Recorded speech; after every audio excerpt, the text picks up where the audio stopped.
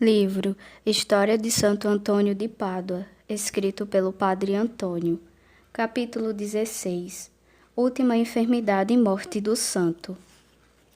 O bem-aventurado Antônio, retirado em Campietro, ao lado de um convento de sua ordem, dava contemplação às horas livres, mas seu amor à observância regular não lhe permitia dispensar-se dos exercícios da comunidade. Deixou, pois, o retiro, segundo o seu costume, e voltou para os irmãos, a fim de tomar com eles sua refeição. Foi nessa hora que a mão de Deus o tocou para lhe dar o sinal da partida. Apenas havia se sentado à mesa, as forças o abandonaram, repentinamente perdeu o equilíbrio, e o mal-estar que experimentava aumentou mais e mais. Foi constrangido a levantar-se e, encostado aos braços de seus irmãos, tentou caminhar. Mas lutou em vão contra o desfalecimento. Não pôde sustentar o peso dos membros, e estendeu-se num leito de palha. Sentiu então que a dissolução de seu corpo estava próxima. Chamou um dos companheiros, Frade Rogério, e lhe disse: Se achais bom, meu caro irmão, para poupar embaraços ao convento em que estou, eu me farei transportar para Pádua, à casa de nossos irmãos de Santa Maria. Frade Rogério anuiu, mandou logo preparar um carro para nele conduzir o bem-aventurado, apesar da resistência dos frades de Campietro, que lhe suplicavam com lágrimas que não lhe arrebatasse tão precioso tesouro. Não puderam eles, porém, mudar as resoluções do piedoso enfermo. Decidiram-se, pois, a deixá-lo partir, apesar do quanto protestava a sua ternura contra isso. Já o carro se aproximava das portas de Pádua, quando um frade que estava a caminho para ir visitar o bem-aventurado Antônio, em Campietro, o encontrou. Vendo-o estendido e quase sem vida, aconselhou-o a não seguir para diante, porque, entrando na cidade para ganhar o convento de Santa Maria, se expunha a ser detido e assediado pelo povo, a quem o espetáculo da sua doença não deixaria de comover.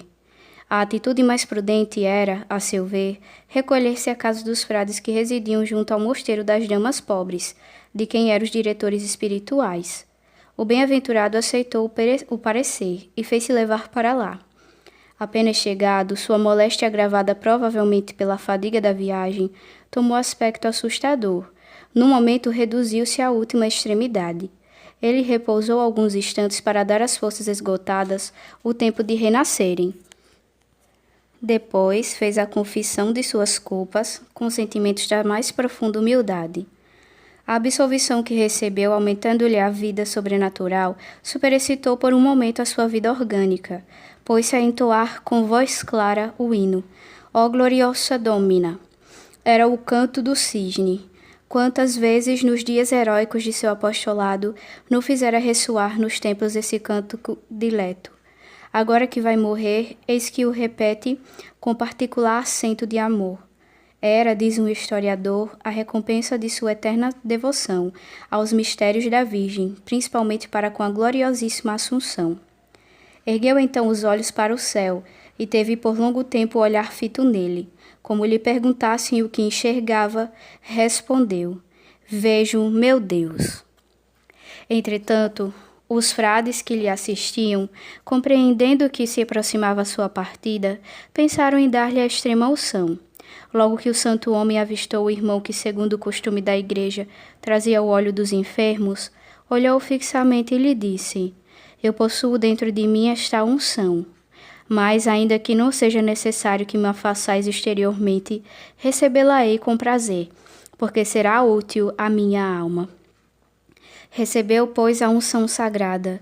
Depois, tendo estendido as mãos ainda úmidas, recitou com os frades os salmos penitenciais. Meia hora depois, expirou suavemente, como quem adormece entre os braços de seus irmãos.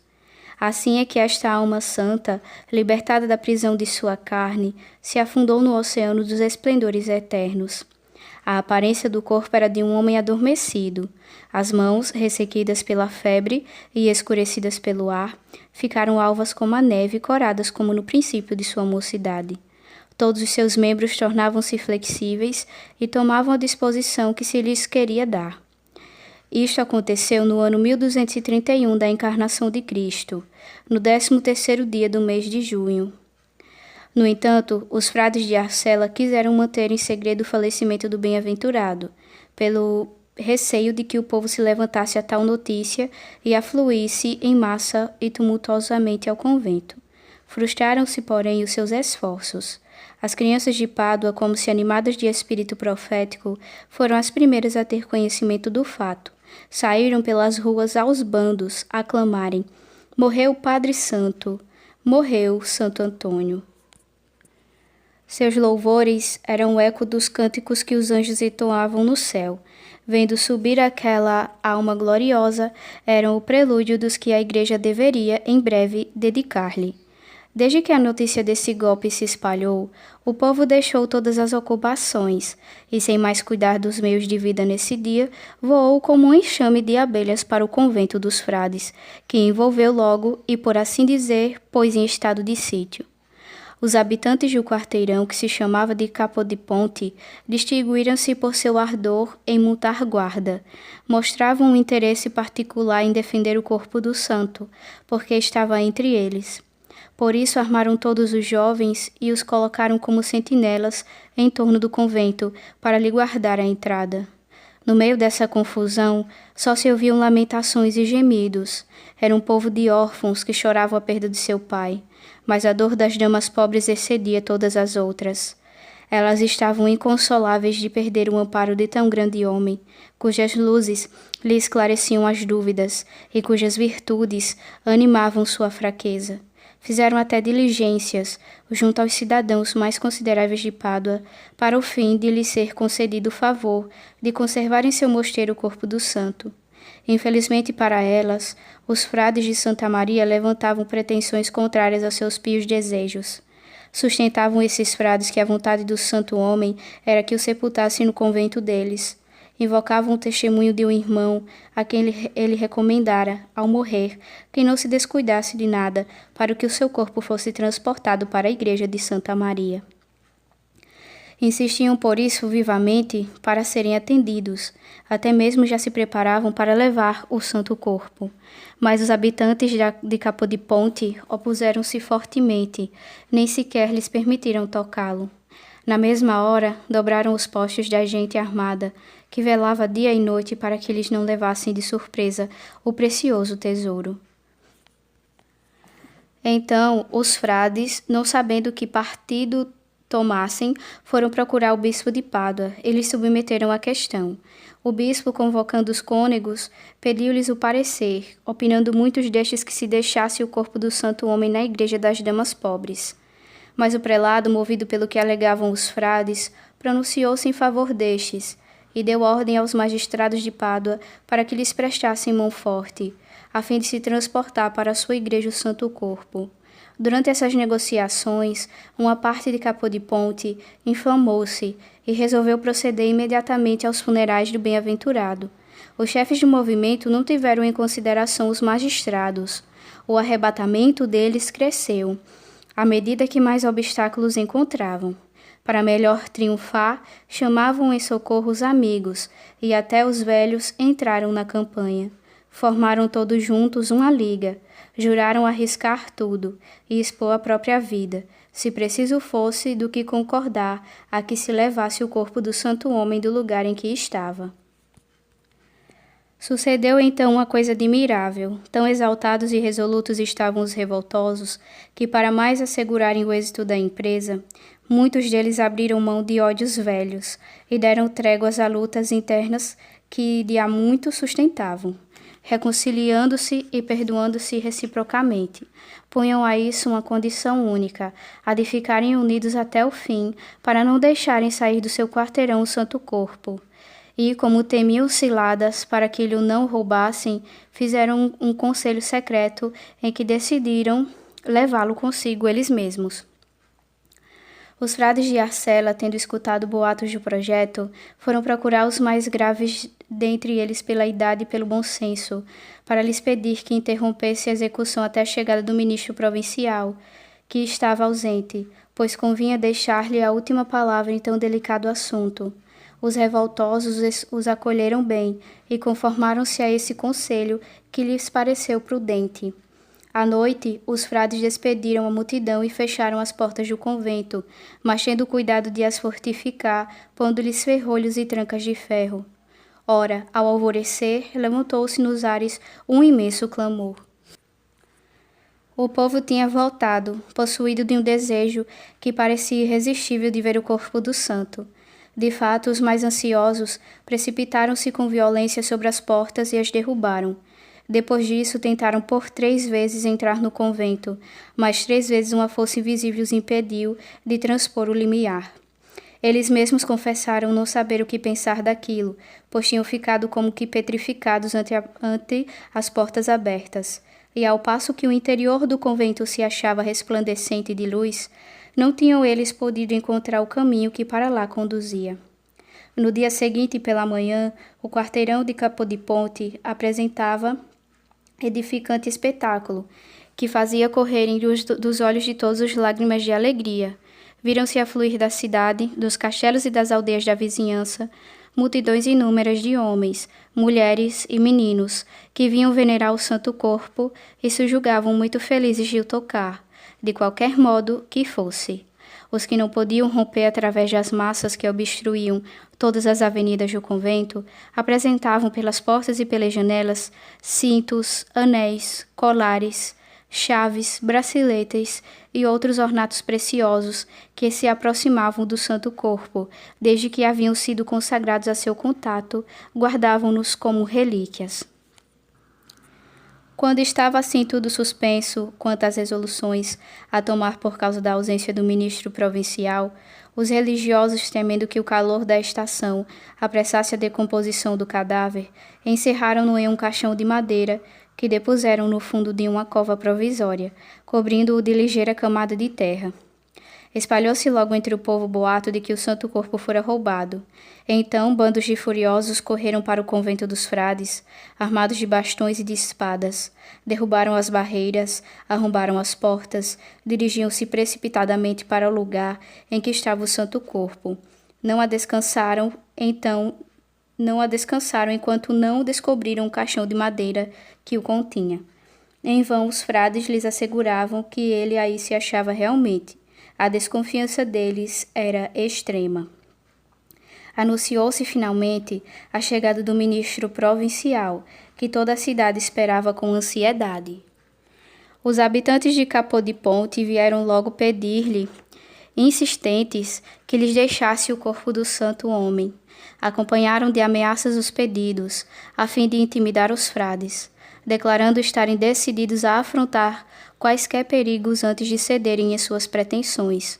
O ministro provincial, vendo que tratava com exaltados, usou de linguagem moderada e prudente. Meus caros amigos, lhes disse ele, vós não podeis alegar nenhum direito absoluto. Se apelais para minha complacência, é coisa diferente. Neste caso, eu consultarei a meus irmãos e tomarei o partido que Deus me inspirar.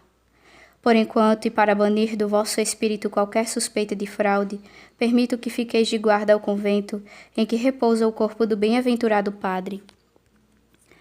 No dia imediato de manhã, o ministro provincial foi procurar o podesta para lhe pedir que convocasse o Senado, cujas luzes e autoridade poderiam tirá-lo da dificuldade. O podestá, por unânime parecer de seus conselheiros, colocou guardas no lugar em que repousava o santo corpo e proibiu, sob pena de 100 libras de multa, que se fizesse coação aos frades ou que se aproximassem do convento com armas, até que o bispo e seu clero houvessem decidido o que se deveria fazer. No dia seguinte, o bispo ocupou-se ativamente da questão. Depois de muito haver refletido, ouvidas as duas partes, decidiu que ficasse tudo submetido à vontade do ministro provincial. Ao mesmo tempo, determinou que o clero e o povo se reunissem pela madrugada para assistir à transladação do santo corpo, e exigiu do podestá medidas que pusessem os frades ao abrigo de maus tratos.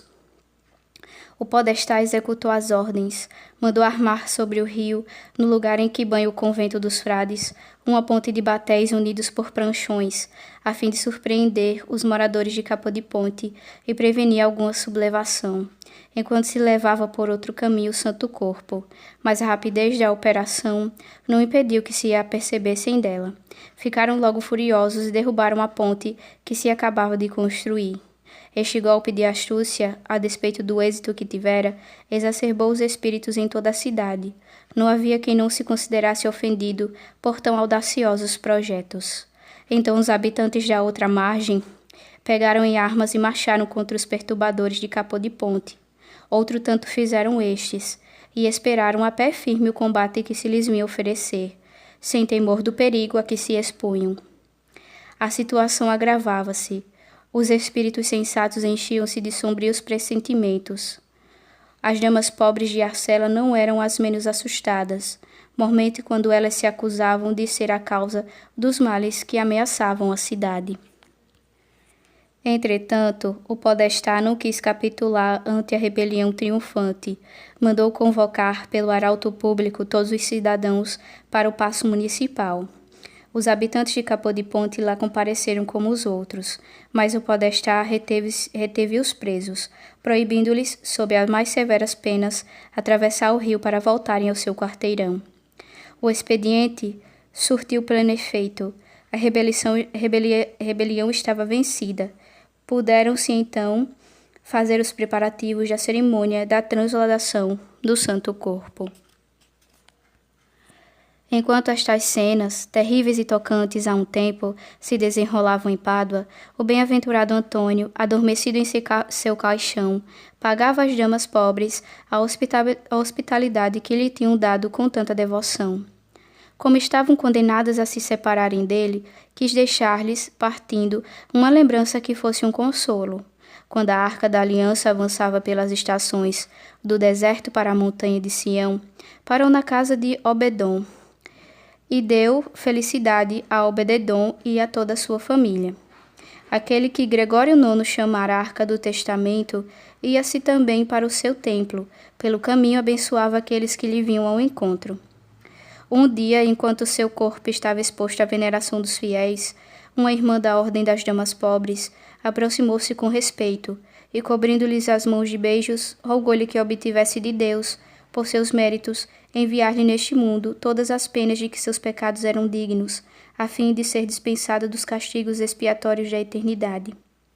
Acabando sua oração, ergueu-se para voltar ao mosteiro, mas foi tomada logo de atrozes dores que lhe percorriam todo o corpo. A intensidade de seus sofrimentos não lhe permitiu dar mais um passo. Os gritos que dava puseram em movimento a casa toda, e as irmãs correram a socorrê-la. O repouso da noite restituiu-lhe alguma calma. No dia seguinte, meio às ocultas, foi ao refeitório com a comunidade, mas apenas se sentaram à mesa, recomeçaram-lhe as dores. Em vez de comer como as outras, caiu a rolar pelo chão, soltando queixas e lamentações. Então a madre abadesa mandou levá-la para a enfermaria. A pobre paciente, não podendo mais suportar, foi constrangida a mudar de oração, quando na véspera tinha pedido ao bem-aventurado que lhe obtivesse a graça de sofrer muito. Agora suplicava que a curasse do que padecia. Lembrou-se de que tinha em algum lugar um pedaço de sua túnica. Foram buscar-lhe essa relíquia, e tendo tocado com ela os membros doloridos, depois disto seu mal desaparecera. Por esse tempo, o bispo, à frente de seu clero, dirigia-se para o convento dos frades de Arcela. Seguiam-no os magistrados da cidade, com a escolta de soldados armados e multidão inumerável de povo. Essa imensa procissão, da qual cada anel era uma cidade ou uma aldeia, fazia ressoarem até tarde hinos sagrados e cânticos espirituais, com uma alegria que arrancava à morte suas cores sombrias. Para voltar à igreja de Santa Maria, o cortejo atravessou o quarteirão de Capô de Ponte, e sua marcha verdadeiramente triunfal casou a todos os mais doces emoções. O corpo do bem-aventurado era carregado aos ombros pelos cidadãos mais ilustres de Pádua. Os magistrados participavam com eles nesta honra. todos se julgavam muito felizes de poder tocar, mesmo com a ponta do dedo, o esquife. Acenderam-se todos os círios que se puderam achar nas lojas dos negociantes e nas casas de particulares. Chegando-se à igreja de Santa Maria, o bispo celebrou a missa. Depois das últimas orações, o Santo Corpo foi deposto num sarcófago feito de uma pedra extraordinária que se revelou de cor indefinível. Era o 5º dia após a morte do bem-aventurado. O humilde Antônio certamente se achava bem no recanto escuro que ocupava, porém não havia de ficar lá para sempre.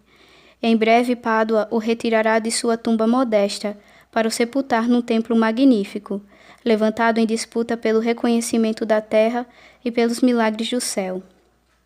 Dorme em paz sob as vistas de Deus, entre as asas dos anjos, bravo atleta do Cristo, imitador do seráfico Francisco, flagelo dos hereges, amante da pobreza, pai das almas, servo da Virgem, contemplador sublime, oliveira fértil, de onde manava o óleo da consolação, vinha magnífica, brotada na igreja e cujo fruto regozijava os povos, inebriando-os do Espírito Santo, luzeiro dos pontífices, vingador dos oprimidos, terror dos tiranos, zelador da disciplina, intrépido campeão do bem direito. Curto foi o teu apostolado, mas bem cheio o rastro que deixastes é indelével. O mundo marchará sempre ao ardor de tua memória. Amável peregrino, que pisaste as plagas do século, tu habitas agora os tabernáculos eternos. Faze-nos propício, Deus, que saciou teus desejos, dando-te a vida verdadeira. Conduze-nos até o cimo da santa montanha. Concede-nos, ó bem-aventurado Antônio, sermos um dia reunidas àquele que é, ao mesmo tempo, Deus e homem, no santo paraíso, em que se mostra a descoberto, em louvor e glória ao Deus uno e trino, que vive nos séculos. Amém.